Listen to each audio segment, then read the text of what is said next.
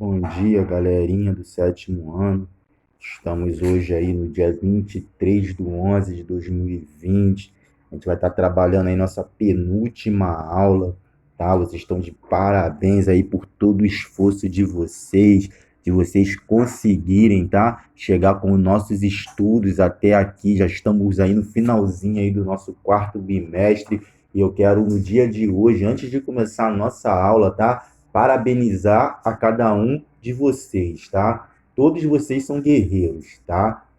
Vocês estão de parabéns, tá? Não tem palavras maior do que falar para vocês um parabéns. Então, nesse dia de hoje, eu quero deixar essa palavra para vocês.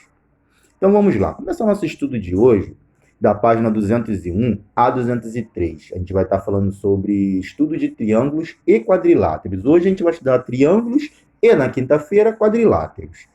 Então, o triângulo e seus elementos. Triângulo já definiu, tá? Nas nossas matérias anteriores, tá? O que é triângulo, o que é uma figura de triângulo. Hoje a gente vai estar falando aí, ó, primeiramente, a definição dele. Dados três pontos não alinhados, A, B e C. O que é pontos não alinhados? É pontos que não estão na mesma linha. Então, esses três pontos não estão na mesma linha. Então, eles são pontos não alinhados. Chama-se triângulo a união dos segmentos AB, BC e CA. AB, BC e CA são o quê? Os lados do triângulo. Então, a união de AB com BC com CA forma o quê? Um triângulo, tá?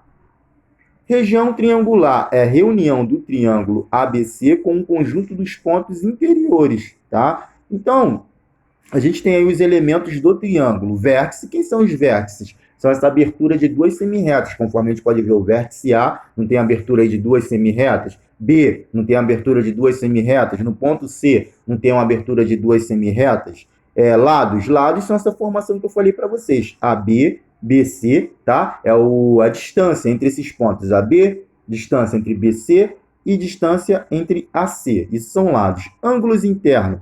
Ângulos internos são os ângulos A, tá? Que é igual a B, ângulo AC, que é a abertura de duas semirretas formada por esse vértice A, e assim também nos outros. Isso é chamado de ângulos internos. Então, no triângulo, a gente tem o quê? Três ângulos, três lados e três ângulos, ok? E a soma desses ângulos internos, já fazendo aqui um lembrete para vocês, tá? A soma dos ângulos A com o ângulo B com o ângulo C vai ser 180 graus. Cada um tem 180 graus? Não. A soma dos três são 180 graus. Tá? Esse é um lembrete para a gente poder, na hora, não ter dúvida na resolução dos exercícios.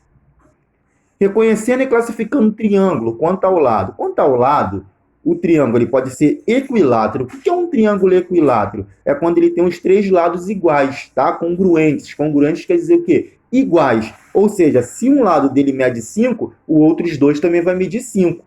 Ok? Então, triângulo equi quer dizer de igualdade. Equilátero, que tem todos os seus lados com a mesma medida. Não pode esquecer disso.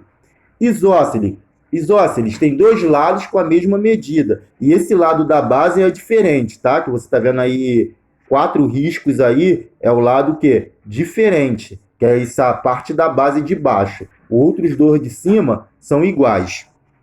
Escaleno, os três lados são diferentes, cada lado tem sua medida. Por exemplo, aí nessa figura rosa, um lado vai ter 3, outro vai ter 4 e outro vai ter 5.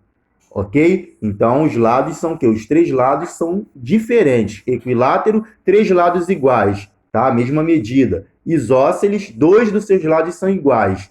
E escaleno, os três lados são diferentes, ou seja, nenhum lado igual. Ok? Quanto ao ângulo, ele pode ser retângulo. Toda vez que eu falar que um triângulo é retângulo, é porque ele possui esse lado reto, tá? Esse ângulo reto. Esse ângulo ele mede 90 graus, como a gente aprendeu. Tá? Então, falou em triângulo retângulo, você já sabe que um dos ângulos é 90 graus. E sabe-se também que a soma dos três ângulos dentro dele é 180. Não pode passar e também não pode ser a menos. É exatamente 180 graus. Acutângulo, ele vai possuir o ângulo A, o ângulo B e o ângulo C menor do que 90 graus. Ou seja, vai ser um ângulo agudo. Tá? Então, o ângulo A vai ser menor do que 90. Tá? O ângulo B vai ser menor do que 90 e o ângulo C menor do que 90, mas a soma dos três tem que dar exatamente 180 graus. obtusângulo, você vai ter pelo menos um ângulo, tá? Você vai ter um ângulo que seja maior do que 90 e menor do que 180. Isso a gente chama de triângulo obtusângulo, quando a gente tem pelo menos aí, quando a gente tem um lado, pelo menos não, a gente tem um lado dele que é maior do que 90. Acutângulo, a gente vai ter o quê? É lado que menor do que 90. Tá? A, B e C, os três lados vão ser menor do que 90. Obtusângulo, a gente vai ter um lado dele aí maior do que 90. Retângulo, a gente vai ter um lado igual a 90 graus. Tá? Então, isso tem que ficar bem na nossa memória. Propriedades importantes. Teorema do ângulo externo. Toda a soma de um ângulo externo, tá, é igual a 360 graus, para começar a falar com você. Externo, conforme você pode ver essa figura meio amarelada, verdeado aí, tá, do lado de fora, isso são ângulos externos. A soma de todos os ângulos externos, que está fora da figura, é 360. Dentro da figura é 180 graus, ok? Então, se a gente pegar essa parte externa aí e juntar com esse ângulo C da parte interna, a gente vai formar um ângulo adjacente, ou seja, aquele ângulo com meia volta, tá? Meia lua, tá? Que a gente aprendeu, um ângulo raso, 180 graus. Da mesma forma, nessa reta paralela que passa pelo ângulo B, se eu estender, eu tenho um ângulo externo. Se eu complementar com o ângulo B, eu vou ter um ângulo quê? De 180 graus, ok?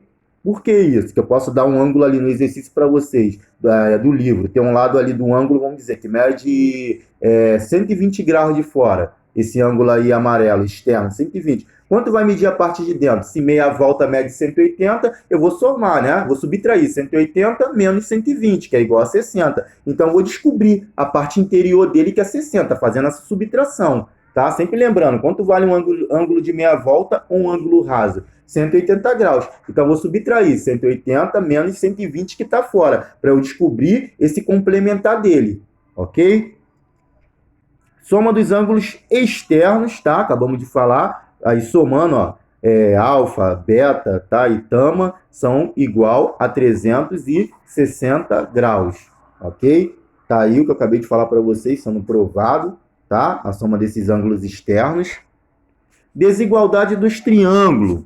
O que a gente vai ver? Desigualdade nos triângulos, a gente vai ver aí, ó, que A é maior ou igual a B e B, tá, é maior ou igual a C. O ângulo A, ele é maior ou igual a B, o ângulo B, ele vai ser maior ou igual ao ângulo C. Então, agora a gente tem aí a condição de existência de um triângulo.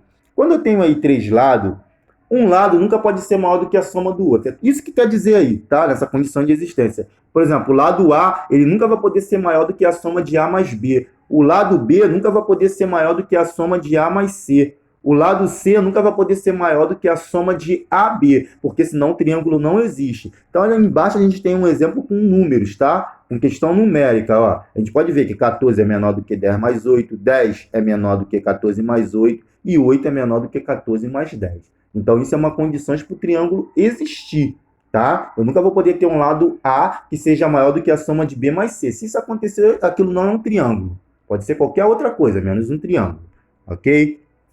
Atividades propostas. Assista ao vídeo com calma e atenção. Faça os exercícios da plataforma e postem. Faça os exercícios do livro da página 203 e atividade de desafio de vocês, tá, galerinha? Diretamente no Meet. Fiquem atentos que eu vou convocar vocês para fazer a atividade de desafio no Meet. Beleza?